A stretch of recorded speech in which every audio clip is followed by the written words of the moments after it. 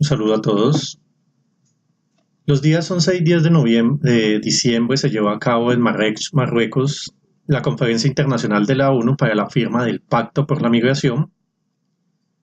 Y es curioso ver cómo los medios de comunicación tocan de manera muy superficial los asuntos que son verdaderamente claves para los destinos de la nación.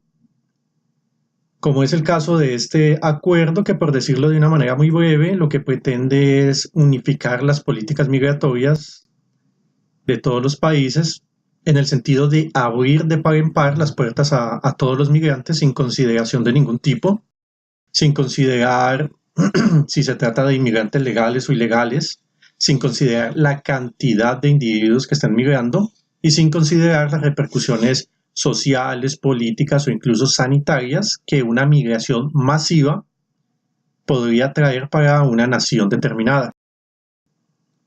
Este acuerdo consta de 23 puntos, los cuales pretenden, según sus promotores, humanizar, regular y ordenar los procesos migratorios.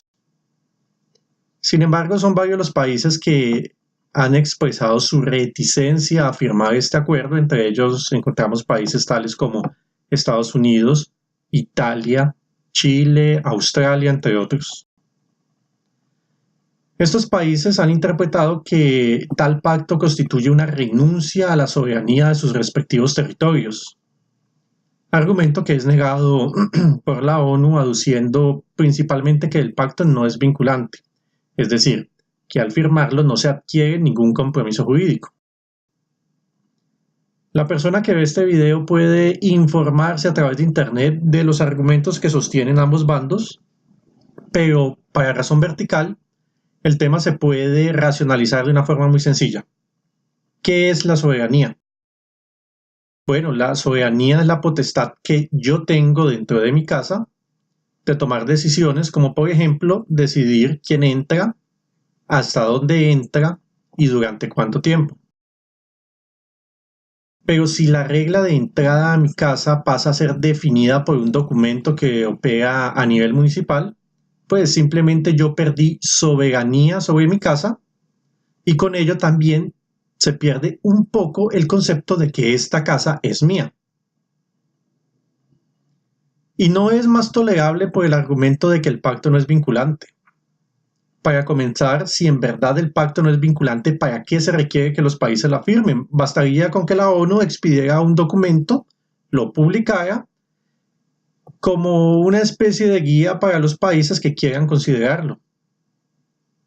Y son varios los analistas que afirman que aunque el pacto no es vinculante en sí mismo, hace referencia a otros pactos y otros acuerdos preexistentes que sí lo son. Pero además, si un país firma este documento, vinculante o no, es porque tiene la voluntad de adherirse a él, con lo cual las migraciones, que ya mismo son un problema en el mundo occidental, se verán fuertemente alentadas con el consiguiente aumento en el flujo migratorio. Después de algunos años, cuando esos migrantes estén fuertemente afincados en el país de destino, pues ellos mismos se van a encargar de influir para que finalmente este país termine por vincularse jurídicamente. Los países de nuestra región que en los últimos años han incrementado su deuda externa a niveles nunca antes vistos, ya se enfrentan por cuenta de esta deuda a una inminente pérdida considerable de soberanía. Ahora, con un pacto migratorio que prácticamente institucionaliza y motiva las migraciones en todas direcciones, se da un golpe importante a la capacidad que tienen los pueblos de decidir sus propios destinos, para lo cual es requisito indispensable mantener la identidad propia. Resta hacernos la pregunta: ¿por qué nuestros dirigentes aceptan firmar un pacto tan peligroso? Si un país y un gobernante específico tiene el deseo y los recursos para atender a los migrantes, esto es algo que perfectamente se puede hacer sin necesidad de participar de un pacto potencialmente dañino. En el caso de Colombia resulta doloroso ver cómo, de una manera irresponsable, el expresidente Santos endeuda a la nación de manera casi criminal con organismos internacionales comprometiendo de este modo el futuro de las generaciones venideras. Luego, pocos días antes de dejar la presidencia, firma un decreto que obliga a que nuestro sistema de salud, que ya está al borde del colapso, tenga que atender por obligación las necesidades de los inmigrantes. Después, como lo explicábamos en un video titulado Soros, Santos y el Crisis Group, el expresidente pasa a formar parte de la organización de George Soros, que ha sido identificado como uno de los grandes financiadores de la inmigración a nivel mundial, y para terminar de pintar el cuadro, solo unos días después, los dirigentes de esa organización se reúnen con el presidente Iván Duque, quien luego regresa a Colombia a suscribir el Pacto por la Migración. Es decir, una secuencia de pasos perfectamente ejecutada para llevar a la crisis a Colombia. Santos deja comprometida la soberanía desde el punto de vista económico y Santos también lo hace desde el punto de vista migratorio.